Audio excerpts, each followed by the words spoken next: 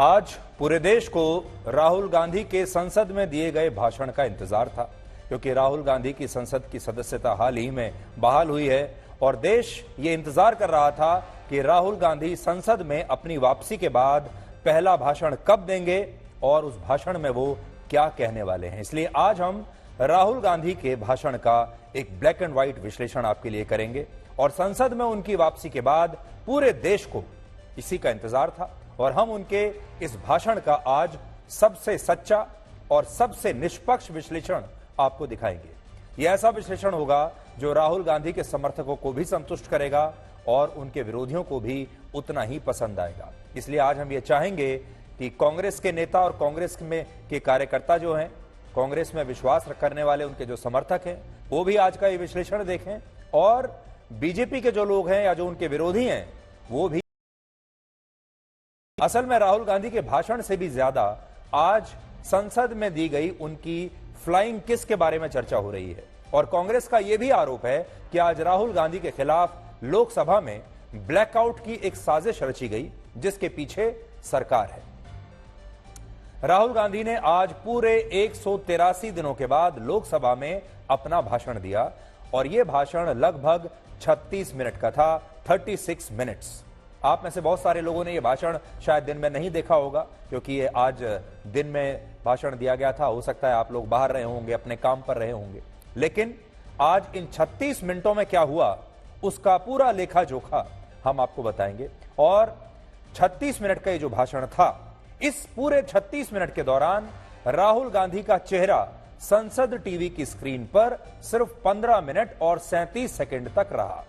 और यही कांग्रेस की सबसे बड़ी शिकायत है। यानी राहुल गांधी आज लोकसभा में 36 मिनट तक बोले, लेकिन जब वो भाषण दे रहे थे तब संसद टीवी पर उनका चेहरा सिर्फ 15 मिनट 37 सेकंड तक ही दिखाई दिया और बाकी के 21 मिनट उनके भाषण के दौरान लोकसभा स्पीकर ओम बिरला ही नजर आ रहे थे। और कांग्रेस पार्टी का ऐसा आरोप है कि सरकार ने ऐसा जानबूझकर किया ताकि राहुल गांधी अपने भाषण के दौरान लोकसभा में कम से कम दिखाई दें और उनका ये जो भाषण है ये फ्लॉप हो जाए और ये भाषण प्रभावशाली ना दिखाई दे, ना सुनाई दे। ये एक नई तरह की राजनीति का टूल देखने को मिला है जो अब तक सिर्फ टेलीविजन के रियलिटी शोज में ही दिखाई देता था। आपने बहुत सारे टीवी रियलिटी शोज देखे होंगे जिनमें जो कॉन्टेस्टेंट होते हैं वो अक्सर एक दूसरे पर आरोप लगाते हैं कि उन्हें टीवी पर जानबूझकर कम स्क्रीन टाइम दिया जा रहा है ताकि लोगों को वो कम दिखें और उनके बारे में कम बात हो। और अब यही लोकसभा में भी हो रहा है और कांग्रेस पार्टी इसके पीछे मोदी सरकार को जिम्मेदार बता रही है।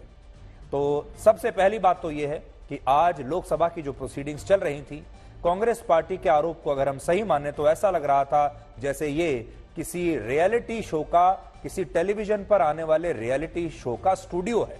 और उसमें सब के अंदर सब नेताओं में यह होड़ लगी हुई है कि कौन ज्यादा स्क्रीन पर दिखाई देगा। कांग्रेस पार्टी का आरोप है कि आज जब राहुल गांधी के बाद केंद्रीय मंत्री स्मृति ईरानी ने लोकसभा में अविश्वास प्रस्ताव पर अपना भाषण दिया तो उनका यह भाषण 54 मिनट का था, लेकिन इस दौरान स्मृति ईरानी का स्क्रीन टाइम यानी जितने समय वो टीवी पर दिखाई दी वो समय था 50 मिनट से भी ज्यादा। यानी स्मृति ईरानी को तो 54 मिनट के भाषण में 50 मिनट तक स्क्रीन पर दिखाया गया, लेकिन राहुल गांधी को उनके 36 मिनट के भाषण में सिर्फ 15 मिनट तक ही टीवी के स्क्रीन पर दिखाया गया, लेकिन 54 मिनट के भाषण में स्मृति ईरानी 50 मिनट तक स्क्रीन पर नॉन स्टॉप दिखाई दी। और अब राजनीति के इसी कम और ज्यादा वाली मुंह दिखाई पर हमारे देश में एक नई बहस शुरू हो गई है, क्योंकि सब नेता अपना अपना चेहरा दिखाना चाहते हैं। हर नेता यह चाहता है कि उसका चेहरा ज्यादा से ज्यादा स्क्रीन पर नजर आए।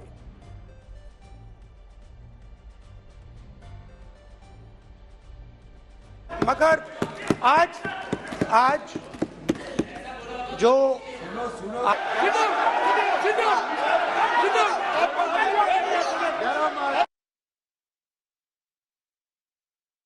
मगर आज जो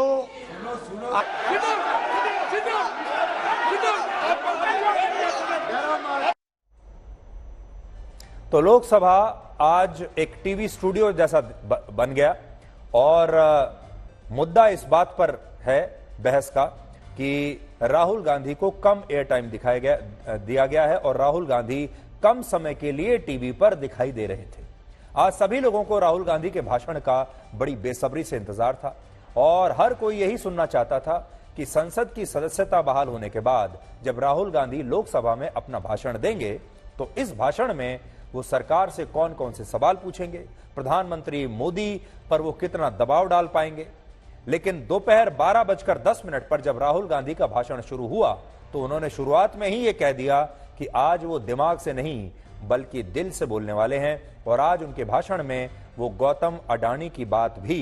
नहीं करेंगे। रूमी ने कहा था जो शब्द दिल से आते हैं वो शब्द दिल में जाते हैं। तो आज मैं दिमाग से नहीं बोलना चाह रहा हूं, मैं दिल से बोलना चाह रहा हूं।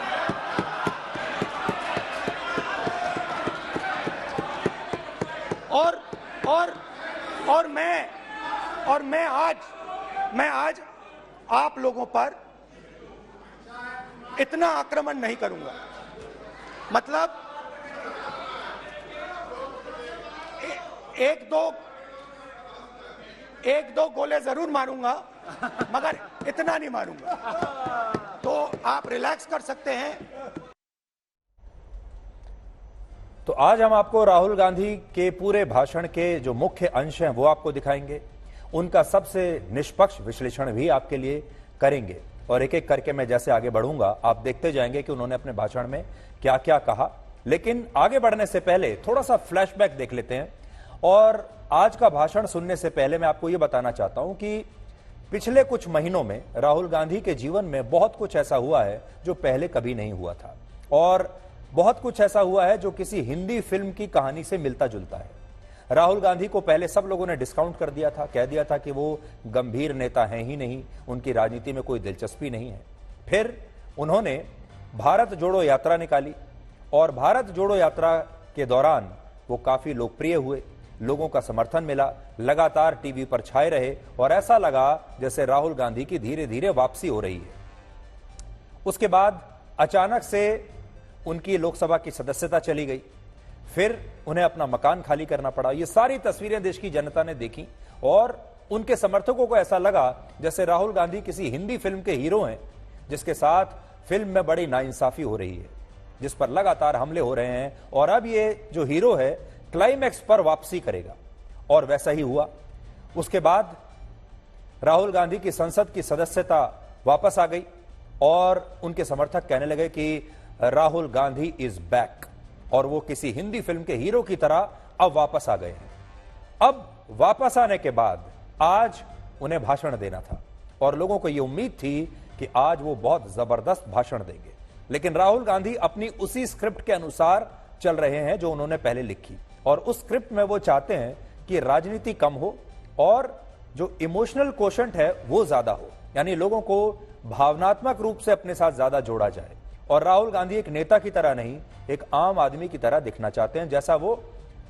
भारत जोड़ो यात्रा के दौरान दिखने की कोशिश करते थे और अपने आप को तपस्वी की तरह लोगों के सामने पेश करने की कोशिश करते थे। तो आज जैसा कि पहला अंश आपने देखा, राहुल गांधी ने कहा मैं दिमाग से नहीं दिल से बोलूंगा, क्योंकि वो लोगों को अब भावुक करना चाहते हैं और लोगों के साथ एक इमोशनल रिलेशनशिप बनाना चाहते हैं जिसमें कंटेंट की शायद कोई जगह नहीं है। और राहुल गांधी ने जैसा कहा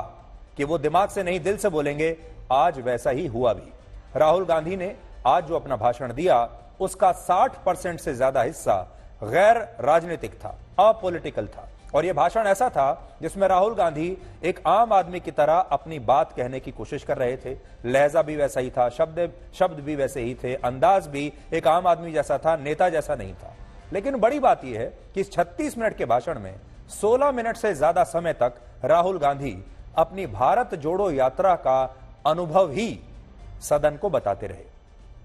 और उनके इस यात्रा वृतांत ने उनके पूरे भाषण का आधे से भी ज्यादा समय ले लिया। तो आज जो उनका पहला हिस्सा था भाषण का, वो ऐसा था जैसे वो कहीं घूम कर आए हैं और आप भी जब कभी बाहर जाते होंगे, ट्रैवल करते होंगे, वेकेशन पर जाते होंगे या काम से भी कहीं जाते होंगे, तो वापस आने के बाद अपना एक आप यात्रा वृत्तांत सुनाते हैं, या बहुत सारे लोग जो ट्रैवलर्स होते हैं वो अपना एक ब्लॉग लिखते हैं जिसमें वो अपनी यात्रा की पूरे अनुभव लोगों के साथ शेयर करते हैं।